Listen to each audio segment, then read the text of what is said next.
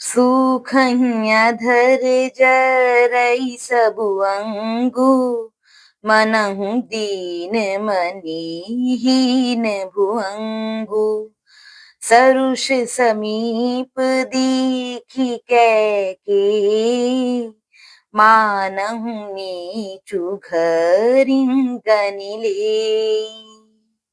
अर्थात राजा के ऊंट सूख रहे हैं और सारा शरीर जल रहा है, मानो मणि के बिना सांप दुखी हो रहा हो।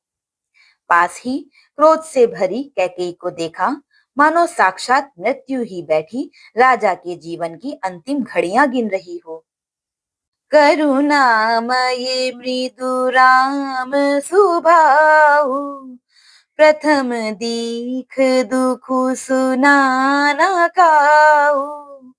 तदपि धीरे धरि समऊ विचारी, पूछी मधुर बचन महतारी। अर्थात श्री रामचंद्र जी का स्वभाव कोमल और करुणामय है। उन्होंने अपने जीवन में पहली बार यह दुख देखा। इससे पहले कभी उन्होंने दुख सुना भी ना था। तो भी समय का विचार करके हृदय में धीरज धरकर उन्होंने मीठे वचनों से माता कैकेयी से पूछा, मोहि कहु मातु तात दुख कारण, करिय जतन जेहि होई निवारन। सुनहु राम सबु कारनु एहु, राजहि तुम पर बहुत स्नेहु। अर्थात हे माता, मुझे पिताजी के दुख का कारण कहो, ताकि जिससे उसका निवारण हो वह यत्न किया जाए। कैकेयी ने कहा, हे राम, सुनो, सारा कारण यही है कि राजा का तुम पर बहुत स्नेह है।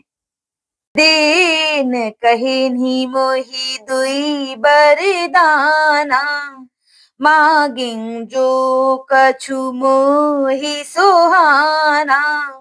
सो सुनि भयउ भूप उर सोचू, छाड़ी न सकहीं तुम्हारे संकोचू।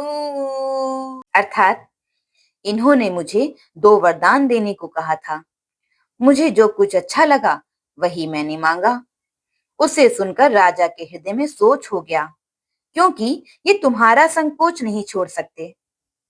सुत सने हुईत बचनुत, संकट परिउ नरेषु। सकहुत आय सुधरहु सिर, मेटहु कठिन कलेसु। मेटहु कठिन कलेसु। अर्थात इधर तो पुत्र का स्नेह है और उधर वचन। राजा इसी धर्म संकट में पड़ गए हैं। यदि तुम कर सकते हो तो राजा की आज्ञा शिरोधार्य करो और इनके कठिन क्लेशों को मिटाओ। बोलो सियावर रामचंद्र जी की जय।